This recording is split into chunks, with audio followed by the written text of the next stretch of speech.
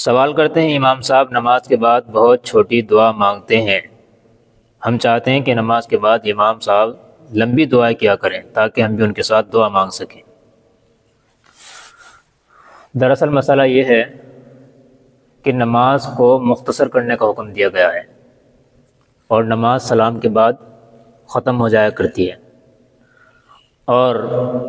اس سے بڑھ کر بات یہ ہے کہ ان نمازوں کے بعد جن کے بعد سنتیں ہیں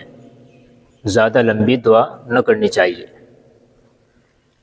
ہاں، انفراداً آپ نماز پڑھ رہے ہو، تنہا نماز پڑھ رہے ہو تو اپنی دعا آپ لمبی کر سکتے ہیں، لیکن وہاں بھی آپ کو یہ خیال رکھنا ہے جن نمازوں کے بعد آپ کو سنتیں پڑھنی ہے، سنت موقدہ ہے، سنت غیر موقدہ ہے، ظہر ہے، مغرب ہے، عشاء ہے، تو ان میں دعائیں چھوٹی رکھا کریں۔ پڑھنے کے بعد، نفل پڑھنے کے بعد، وتر پڑھنے کے بعد آپ دعائیں کر سکتے ہیں جتنی لمبی چاہے، لیکن امام بہرحال چھوٹی ہی دعا کرے گا۔